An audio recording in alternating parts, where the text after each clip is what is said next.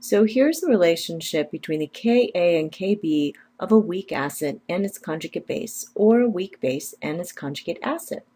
Let's look at an example of a problem where we have to use this relationship. So here's problem 1680, and you can look at the odd equivalent to this to practice this and look at the answer at the back of the textbook. So we're given the Kb for ammonia is 1.8 times 10 to the minus 5, and that for hydroxylamine is 1.1 times 10 to the minus 8, which is the stronger base. So to answer that, we've got to remember what Kb represents. Kb represents the equilibrium that occurs when a weak base reacts with water to form its conjugate acid and hydroxide. So the stronger the base is, the more proton it is going to take from water, and so the greater the concentration of the conjugate acid as well as the concentration of hydroxide. So the more product that we form in this equilibrium, the higher the Kb value and the stronger the base.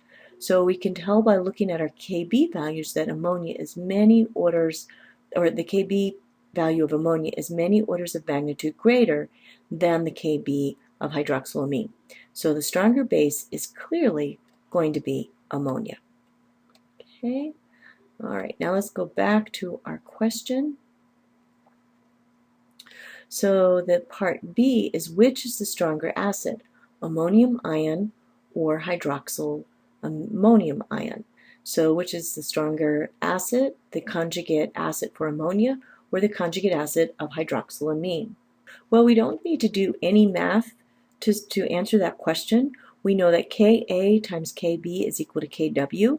So as Kb gets smaller, Ka gets larger.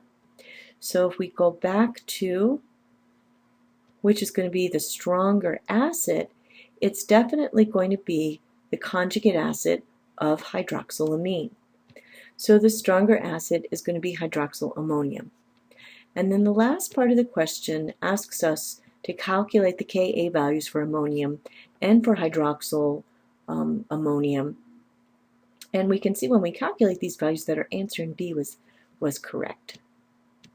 So to calculate the Ka, we are going to use this relationship here. Ka times Kb is equal to Kw. We know what Kw is, and we know what Kb is.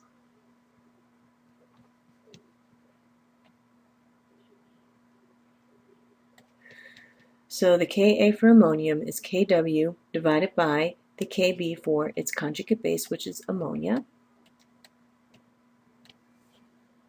So when I put these values into my calculator, I get the Ka for ammonium is 5.6 times 10 to the minus 10, and oh gosh, should be an A here.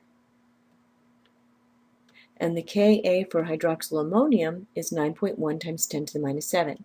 And so we can clearly see that the Ka value for hydroxyl ammonium is many orders of magnitude greater than that of ammonium.